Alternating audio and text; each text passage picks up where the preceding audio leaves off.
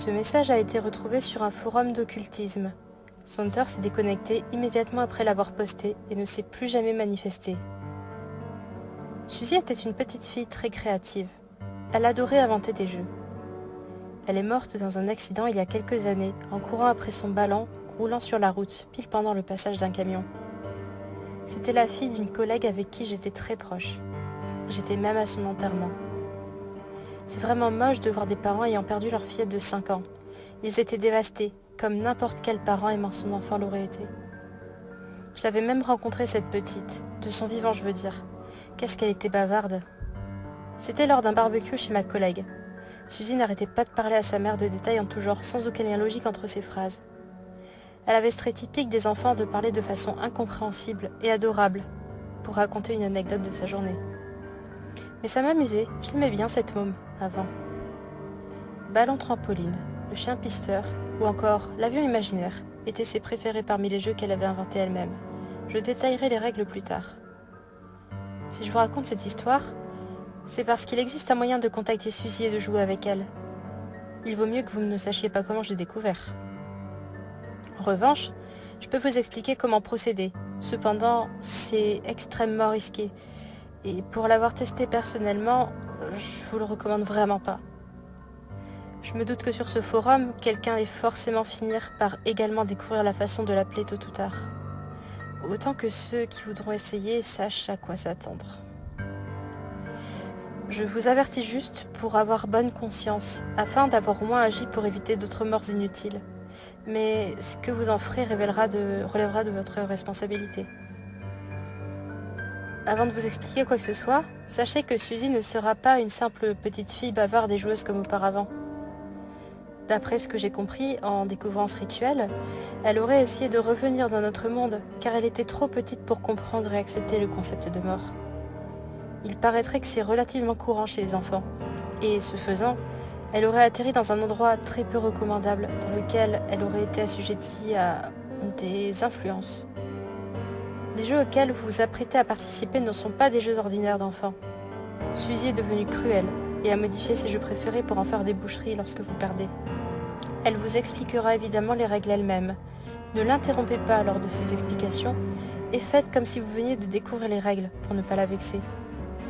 Elle ne vous précisera pas la punition en cas de défaite. Voilà prévenu. Alors, voici le matériel nécessaire. Tout d'abord un ballon, de préférence un ballon de handball. Quelques feuilles de papier. Prenez de préférence un bloc de feuilles ou un support pour faciliter le dessin. Quelques crayons. Un serre-tête ou une casquette avec des oreilles d'animal. Un jardin avec au moins 2 balançoires. Un parc fera également l'affaire si vous n'en avez pas. Le jeu ne peut pas être pratiqué en intérieur. Un trampoline géant ou un petit trampoline par personne. Un cache-œil. Des bouchons d'oreilles et un parfum distinctif par personne. Suzy aura son propre parfum. Ne jouez surtout pas ça en plein jour si vous n'avez pas de jardin privé à l'abri des regards. En fait, même si vous en avez un, attendez la nuit et assurez-vous de ne pas être découvert. Vous pouvez être seul ou plusieurs, mais il doit y avoir une balançoire par personne, plus une de libre pour Suzy. Gardez en tête qu'elle est très mauvaise perdante et que chaque jeu sera plus difficile que le précédent. Ne la provoquez surtout pas. Ne fanfaronnez pas sur votre victoire, au risque de la frustrer encore plus et de rendre votre partie encore plus difficile. Suzy, en revanche, ne manquera pas de tout faire pour vous déconcentrer de façon insupportable, alors ignorez-la. Pour l'appeler, chaque joueur doit s'asseoir sur une des balançoires avec le matériel sur le sol, au pied d'un des participants. Les trampolines doivent se trouver à quelques mètres à côté. Aucune formule n'est nécessaire. Un vent frais devrait alors se faire sentir de vos cheveux pendant quelques secondes, avant que la petite apparaisse sur une balançoire à vos côtés. Il sera désormais impossible de faire machine arrière. Les jours ont commencé dès sa venue. Elle sera habillée d'une petite robe rouge, d'un serre-tête avec des oreilles de chat et de sandales violettes. Pour une raison que j'ignore, l'emplacement où elle devrait être, ses yeux seront vides.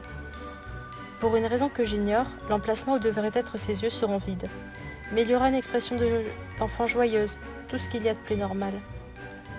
Elle vous demandera alors « Tu veux jouer avec moi ?»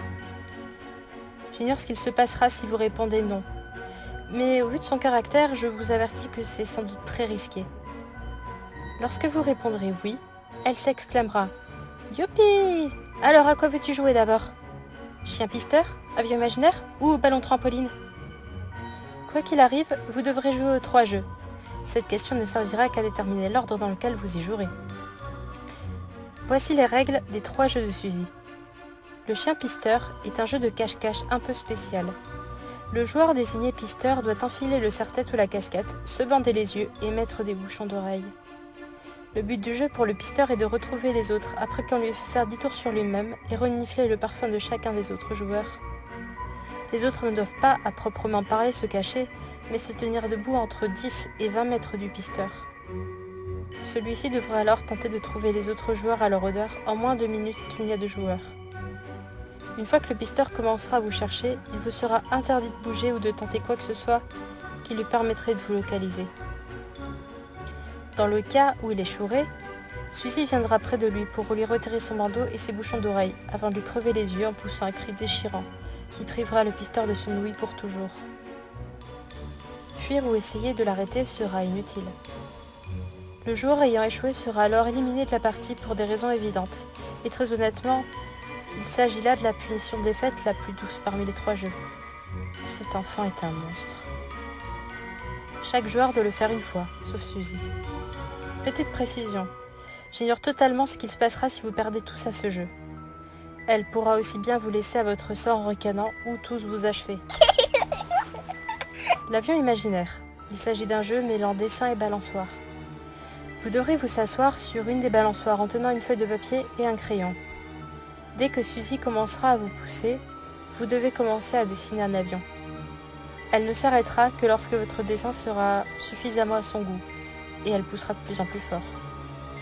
Si, lorsque vous avez terminé, la petite continue de vous pousser, déchirez la feuille et recommencez bien que vos chances de survie soient à présent extrêmement faibles. La force de cet enfant ne semble pas connaître de limites. J'ai vu de mes yeux un de mes amis faire 3 tours complets autour de la balançoire en une seule poussée.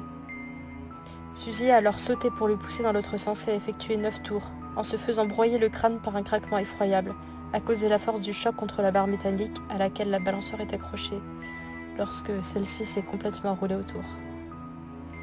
Le jeu ne s'arrêtera que lorsque Suzy sera satisfaite du dessin qu'elle semble avoir à tout moment, ou lorsque vous tomberez de la balançoire, ou encore lorsque vous mourrez. Si vous tombez et survivez à la chute, Suzy vous attrapera par le bras et vous attachera à la balançoire de force avant de vous pousser à nouveau jusqu'à ce que vous finissiez broyé. Elle ne manquera pas de rire malicieusement en cas d'échec. Je la hais. Chaque joueur devra le faire une fois, sauf bien sûr Suzy.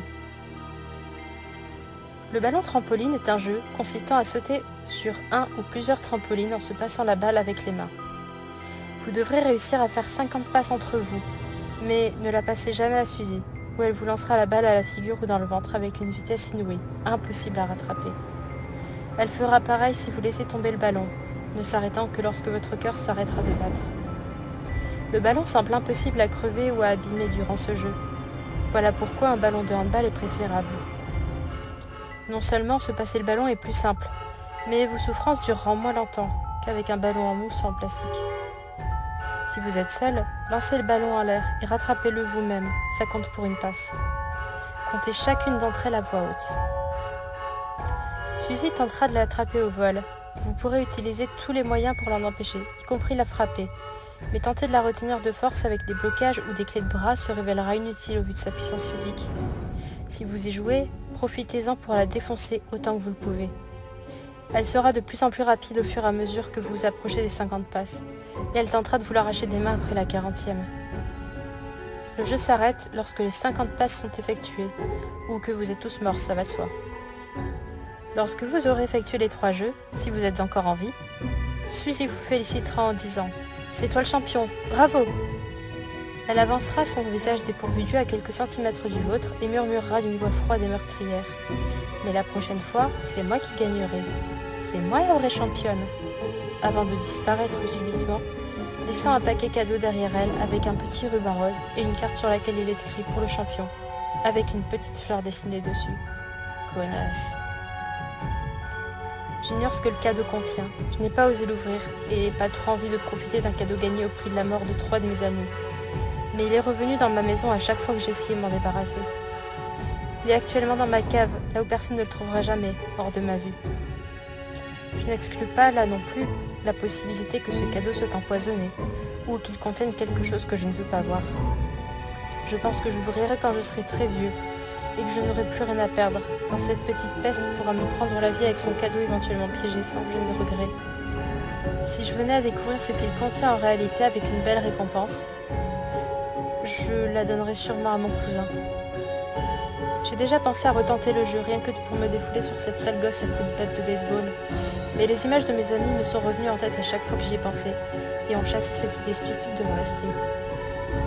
À présent, je veux juste continuer ma vie tranquillement, ne plus jamais en parler, ne plus jamais y penser. Alors, surtout, faites attention à vous.